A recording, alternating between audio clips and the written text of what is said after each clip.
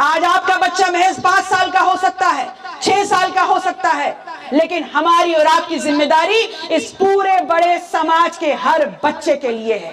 क्योंकि पढ़ाई अगर एक बच्चे की रुके या 1 लाख बच्चे की रुके, आत्महत्या एक बच्चा करे या 1 लाख बच्चा करे, पीड़ा तो पूरे समाज को होगी।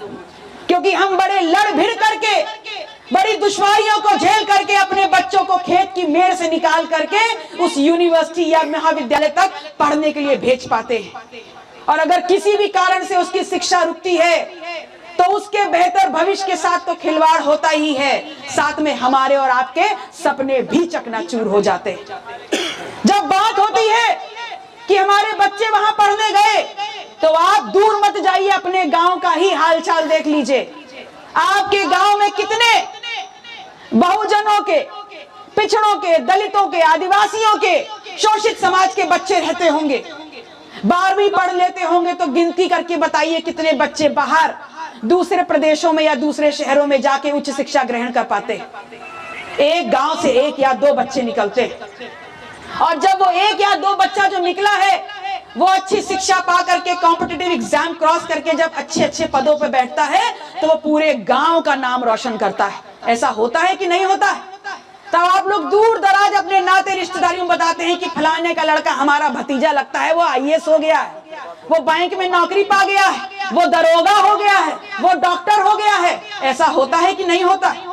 तो समझिए कि एक गांव में 50-50 लड़के, लेकिन उसमें से कोई एक निकल करके उन संस्थानों तक पहुंचता है, और जो उन संस्थानों तक पहुंच गया, अगर वहां पर उसका जातिवार शोषण हो करके वो आत्महत्या कर लेता है तो संपूर्ण समाज, संपूर्ण गांव निराश हो जाता है। ये इक्विटी बिल का सिर्फ इतना उद्देश्य था कि जो हमारे लड़के बड़ी मशक्कत के बाद, बड़ी मेहनत के बाद, बड़ी परेशानियों के बाद बड़े बड़े स्कूल कॉलेजों में पहुंचते हैं, उनकी पढ़ाई में कोई बाधा ना आए, उनके साथ ऐसा कोई शोषण ना हो, वो अपनी पढ़ाई अच्छे से अच्छी कर पाए और अच्छी से अच्छी नौकरियों में बैठे। लेकिन वहां जो पहुंचते हैं तो उनसे पूछा जाता है कि तुम्हारी क्षमता नहीं थी, तुम तो आरक्षण के दम पे आ गए हो, तुम तो पिछड़े हो, तुम तो दलित हो, तुम तो आदिवासी हो। तो अगर ये सवाल हमारी क्षमता पर है तो मैं आपसे कहती हूं, पहले सवाल उनकी क्षमता पर होना चाहिए जो अपने आप को उच्च वर्ग का कहते हुए इस आजाद भारत में सबसे पहले अपनी क्षमता का औजार दिखा करके इस पूरे देश के तमाम रोजगारों पे, नौकरियों पे अपने आप पे कब्जा करना शुरू करा।